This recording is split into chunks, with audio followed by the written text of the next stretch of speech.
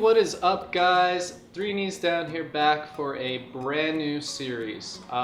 First, I have to mention I got rid of the KZ440. There was just too many problems with it. I would have sunk a ton of money into it to get it going. I did get it started and it kind of idled. It ran pretty well, actually.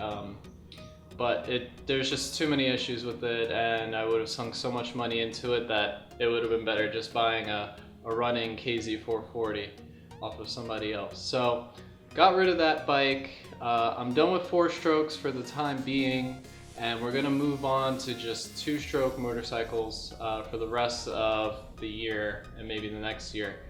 So without further ado, I'm gonna introduce the CR250. Which I just picked up for super cheap. So to replace the motorcycle void in this channel, we're going to be working on this CR250. The plans for it are going to be a little loose because I'm not too sure how I want to do work with it, but ultimately the goal is to make this a street bike. So I've got most of everything that I think I need to get it going. The bike works, it's already running, it's pretty much perfect. I had a top-end rebuild before I bought it. So we're all set there, don't have to worry about fixing up anything. Now we just have to worry about mixing and matching parts. So if you don't know, I'd say around 2008-ish, there was the F450 class. Forgot who started it, some race guy, but it's basically like a Supermoto. And Race Tech made a whole bunch of parts to basically turn a motocross bike into a super bike, which is kind of cool. So we're gonna do something similar along those lines. I mean, it's not really my thing to do motocross stuff, so street bike would be totally perfect and along the lines of what I would like to see. So if you're thinking like the Roland Sands CR250 with the CR500 engine in it, this has a little bit of inspiration to that, but there's so many different people who threw like a CR500 engine into a CR250 and then made a street bike out of it.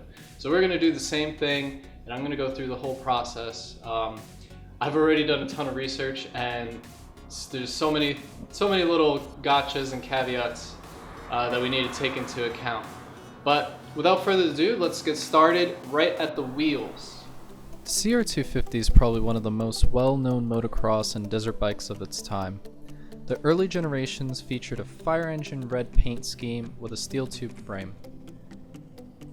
1997 marked the release of the first generation aluminum frame CR250R, which Honda sought to change the dirt bike world forever.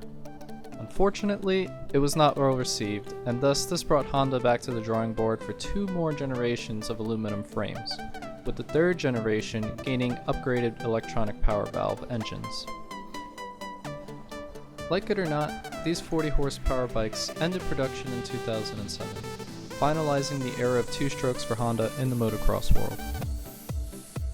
With a top speed of around 70 miles per hour, 5-speed short ratio transmission, and incredibly breaknecking power band, the CR250 is usually the starting sentence for a dirt bike rider's epic fail story.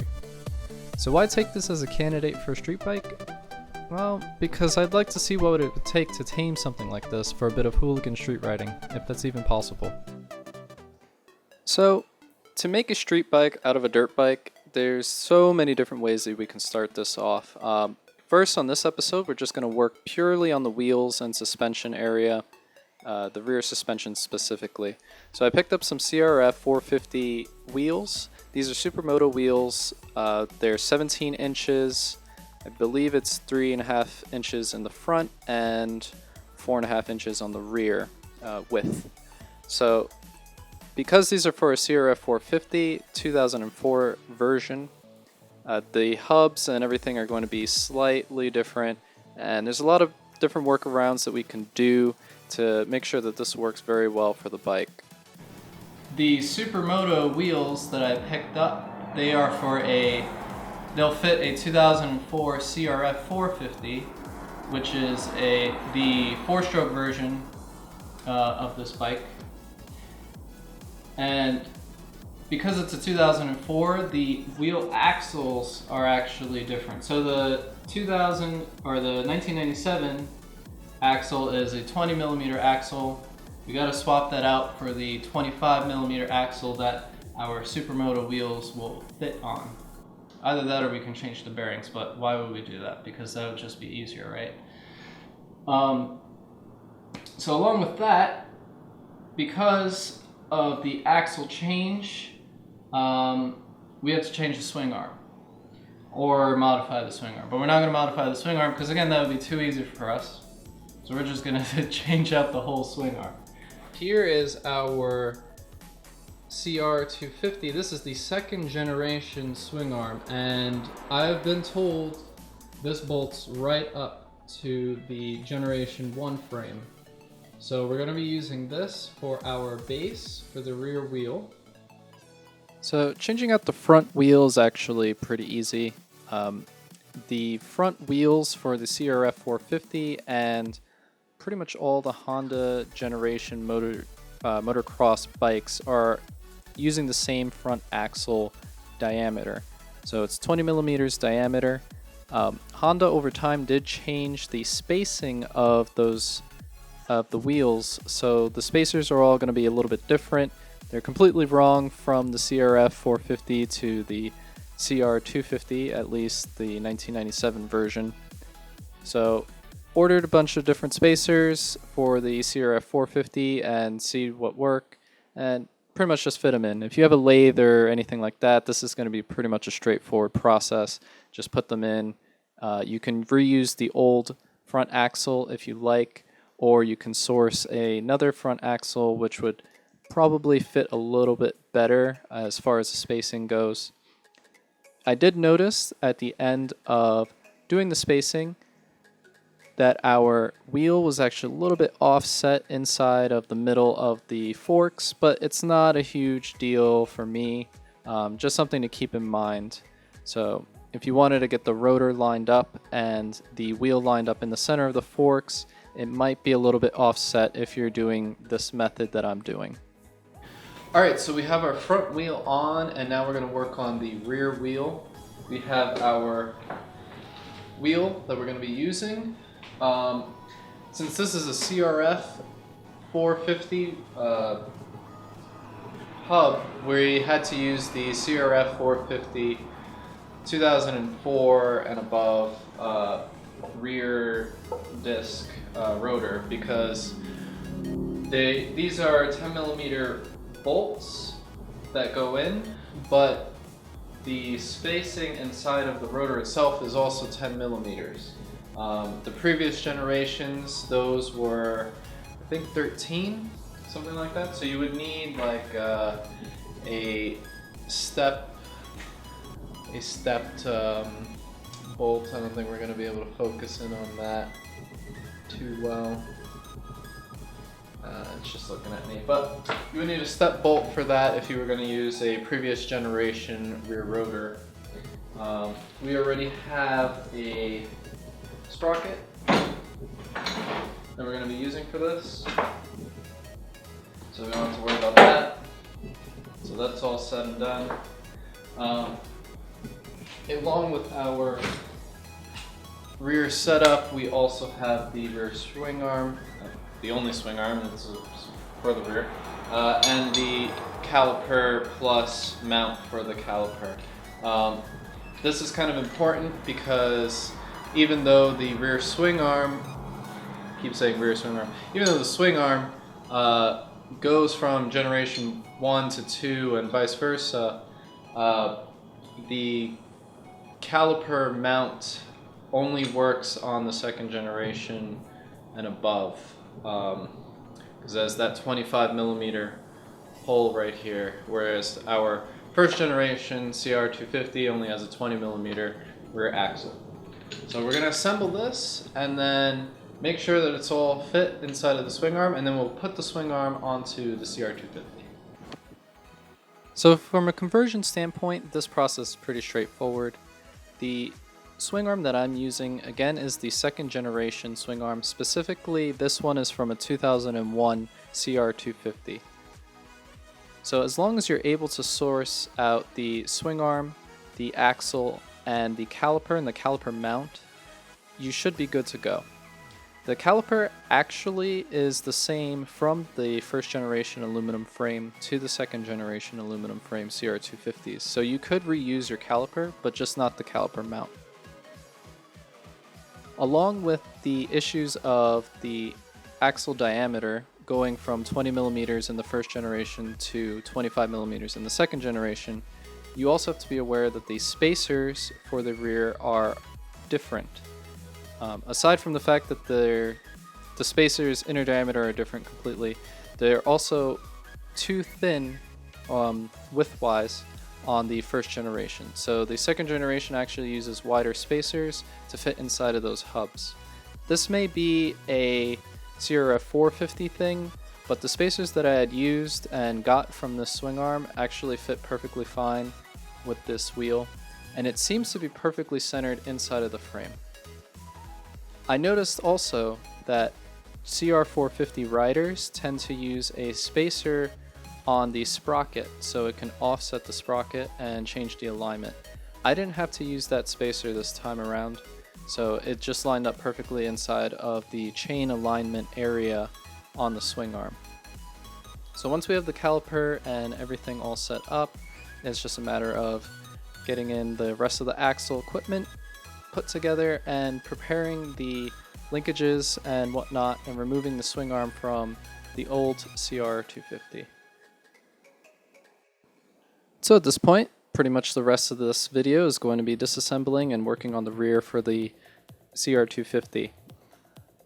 One of the differences, major difference between the first generation and the second generation swing arm for the CR250 is the actual length.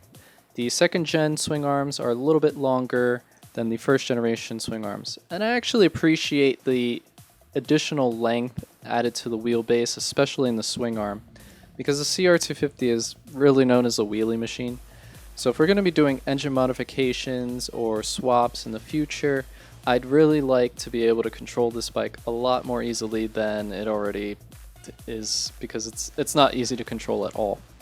So the additional wheelbase length will be able to keep the front wheel down a lot more easily than without it.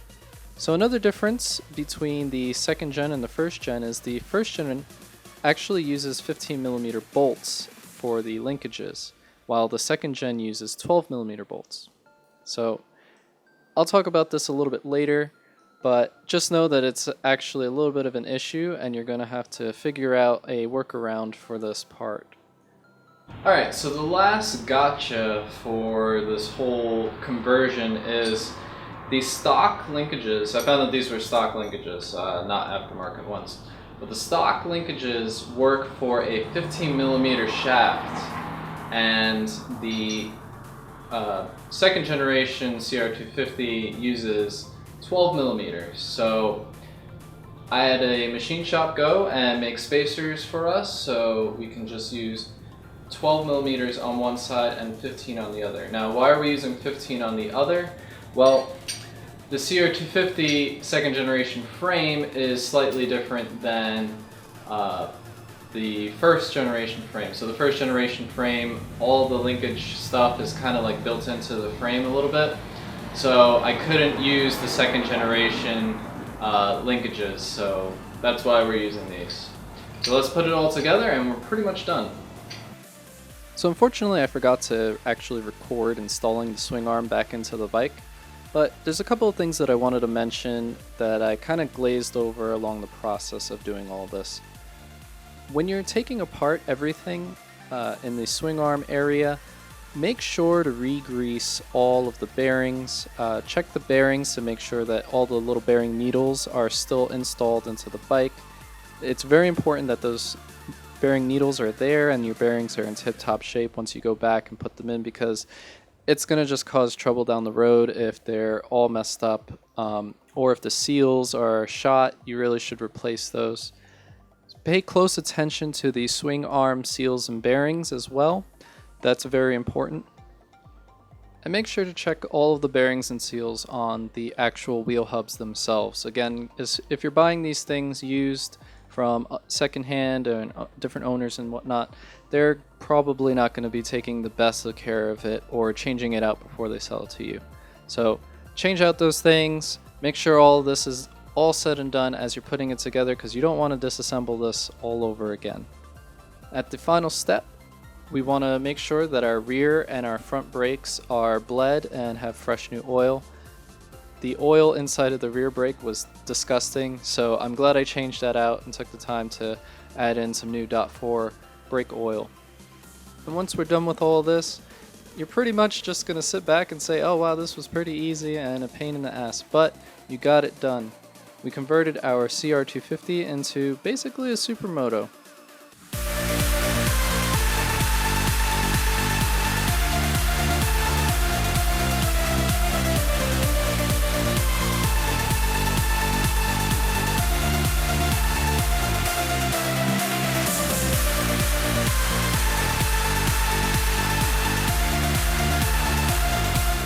Alright, and that's all there is to it.